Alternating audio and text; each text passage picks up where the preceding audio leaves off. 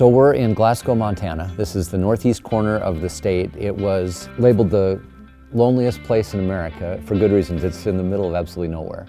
And when people ask me why I live where I live, it's because it's the huntingest town in America. We've got elk in the Missouri River breaks, we've got mule deer and whitetails, we've got pheasants, we've got great waterfowl, we've got spring turkeys, we've got coyotes and predator hunting.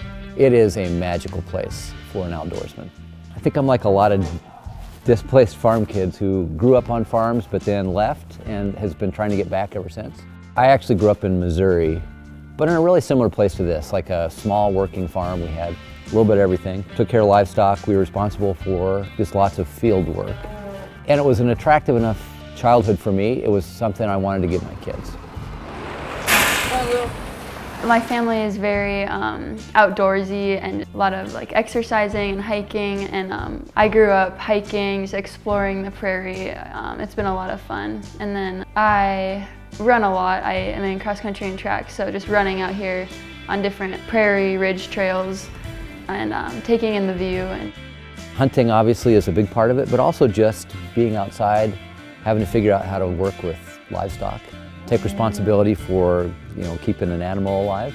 But just having room to roam and being out of town is a huge part of kind of who we are as a family.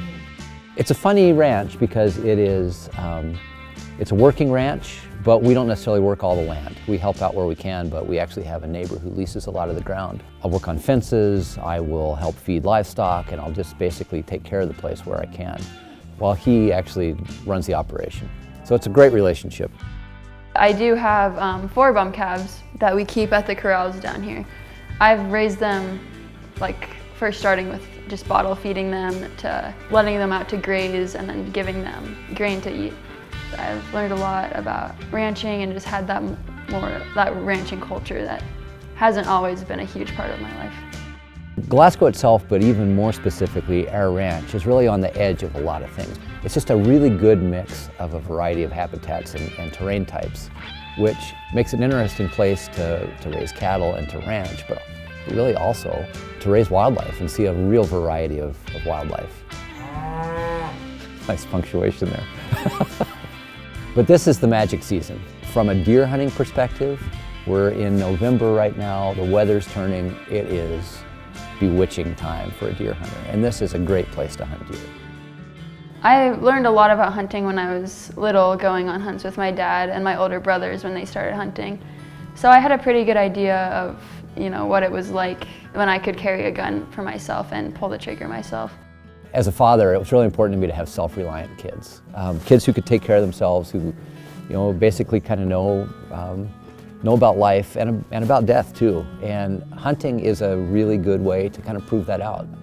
So yesterday, Iris had the ability to hunt white-tailed deer. She had a doe tag that she wanted to fill. And it was kind of businesslike. Across so much of America, everybody's hunting whitetails from tree stands, and we've got a couple of tree stands, but both Iris and I just prefer to be on the ground. It's much more a visceral experience. Animals are a little more on their senses, and they're right in your face. But it's really interesting to watch her development over the past few years as a hunter. She watches the wind, she's careful about approaching wildlife, she's very curious about animals and cares a lot about their welfare. And all of those things combined make her a really effective hunter. The wind is good, the wind's blowing this way. But they're gonna feed out of that line out there. There's 2 that way, do you see them? They're walking right along the edge of the field, way hard right.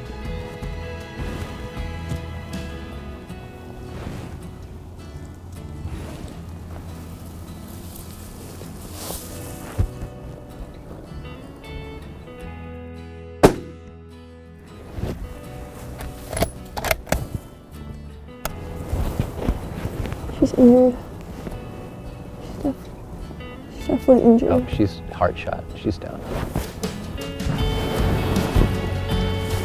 Nice. Felt like a good shot. A solid shot. Good. Oh, everything's just on such a tripwire.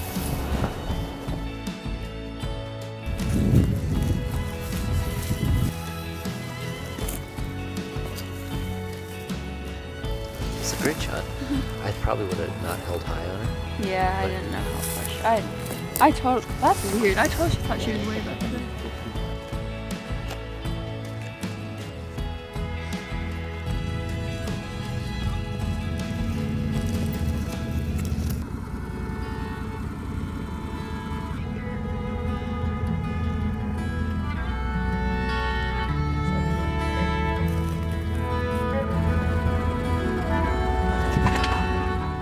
easy to be both proud and critical as a dad. And I find myself being both of those with Iris, but mostly I'm really proud of her. She is incredibly competent as a hunter and just as a teenage girl.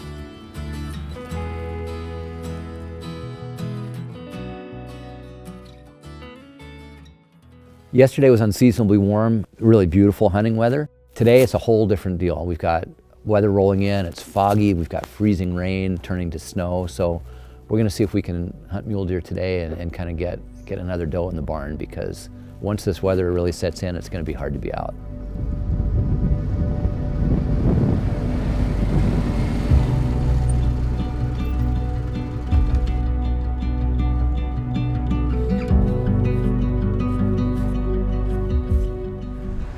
They're a long way off.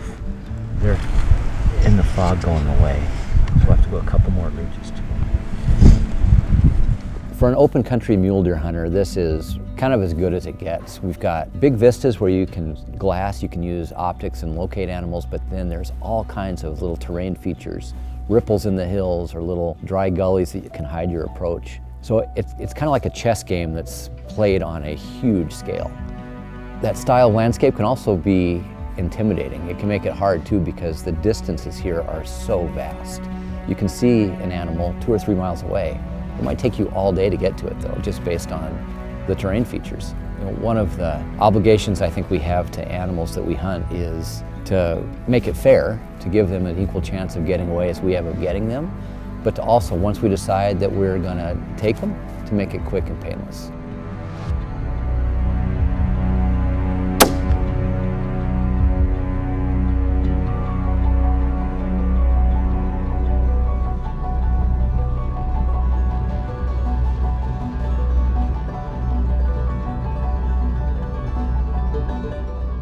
And so really the ability to get as close as possible is really possible in this terrain because it's so ripply and so full of texture.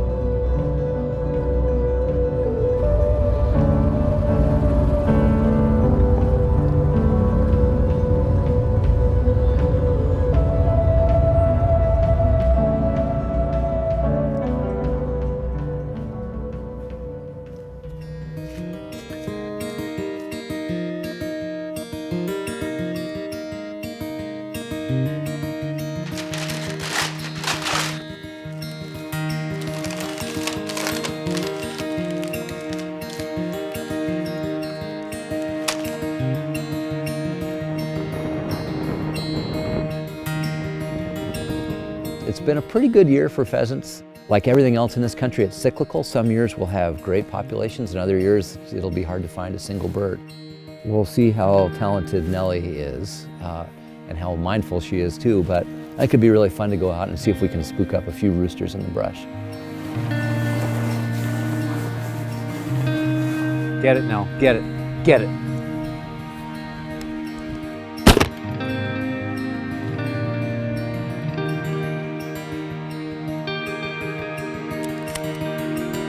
Atta kid, right here, all the way. Good girl, Nelson. Good girl.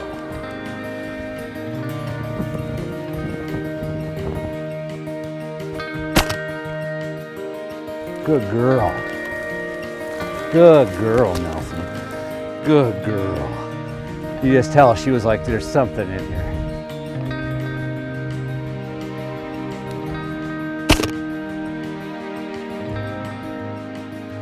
All the way, right here, I'm right here. No, you can't see me. Good girl.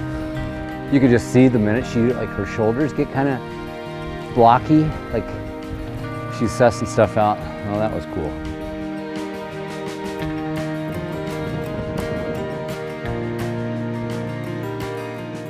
Though I grew up on a farm and wanted kind of as a dream to have this as part of my family, I never really thought it was going to happen. And when it did, and we had a chance to buy this place, I did it kind of reluctantly because it also comes with a lot of responsibility. It can tie you down in times when you really want to go elsewhere, and it's a big responsibility to take care of land. And it's a responsibility I take pretty seriously.